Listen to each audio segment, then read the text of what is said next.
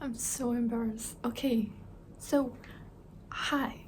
I did not do my eyebrows, so so I tried to put on whatever I can do in the span of time that I've got, because this isn't like a completely formal type of video. I wanted to do just what this channel is for, which is to honor the process of whatever we come across to. Maybe I should try to write a book, a manuscript. I mean, I've got a... That's what I studied. I studied literature. I never studied creative writing. I was pretty bad at creative writing, but I loved literature. And the philosophy that I came up with when I was in uni is create literature. That's the slogan of, if I'm going to write a book, what is it gonna be? That's gonna be it. Literature and creative writing is a different approach. Literature is a material. You have a book. I remember Donna Tartt's The Little Friend was used as a sentence structure example. So that's creative writing. They give you tools to use for your own writing. This is the topic of today, is that traditional literature, classical canonical literary stuff is not always a worldwide access. That's the place where I start with. I don't read a lot of books because I was not in the place where literary books are wide resources. Okay, so I went to uni hoping that I would be reading more books. Essentially, a lot of my peers were older than me, significantly older, and more experienced in their literary breadth, which is I admire that. I mean, as in, like, you know, read a lot of things, and I love their voices. It's so warm. I think even if you're younger and if you've read a lot of books, it doesn't equate to the lot of experience.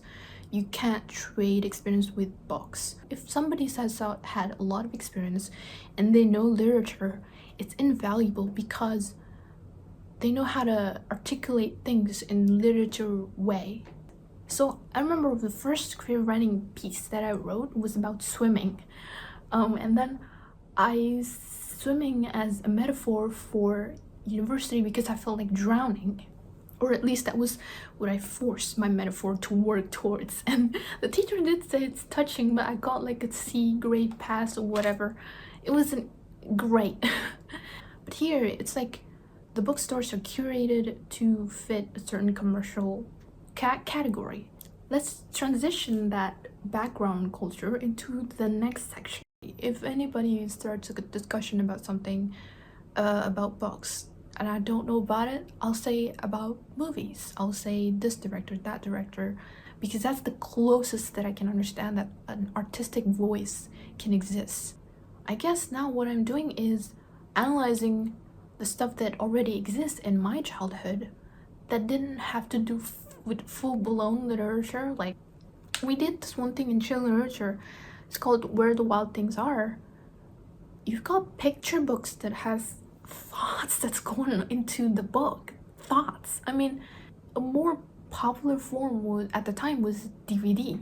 One of the first CDs when I was in kindergarten that my mom got me is Barbie. I don't know why, but they put in Taylor Swift's Picture to Burn.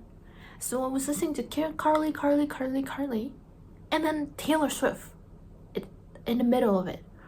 The easiest tell, the giveaway, is that you got this big dynamic gown sort of shape, and you got her hair. It's obvious, it's in plain sight. You can see the same pattern, which is big gown, hair, sparkle in the behind. Sorry, I'm in a little bit disbelief, but look at these detailed sort of sparkle. So the reason why America Singer goes to this place is because she's going to be either one of those people who's gonna marry the prince, and she obviously despises it. But the Barbie Charm School version is sanitized version. She's going to school. It's safe. Because when then Blair and America goes to the selection or the school, the mother in Barbie Charm School is like, "Bye, Blair. You will always be my princess." I found it. It says, "Listen to me, kitten.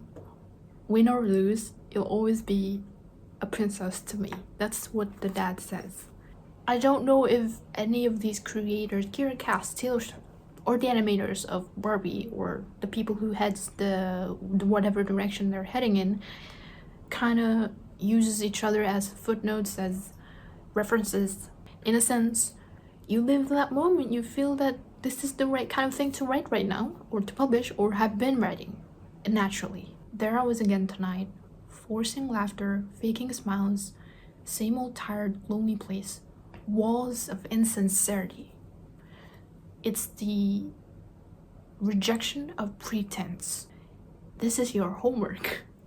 Tell me what you found that overlaps between these, because I've got the notes. But it also comes from a high school ordinary girl place to a special place. They don't start royalty. Some part of these are literature. The people that makes them reads literature. But I think it has more impact if it like starts commercial. As a format, it's inclusive, people can watch it. You don't have to know literature. You don't have to, when you watch Barbie vs. Summer School, you don't have to know this and that. Someday I'll be living in a big old city. So it's meritocracy, yes, as in your merit is your strength. This giant machine that's scary at the same time, as well as you live in it because of how big it is, how tremendously massive it is, that your childhood is shaped by it. How do you start from the point of what you've got and then move on to something that's currently reflecting your own reality?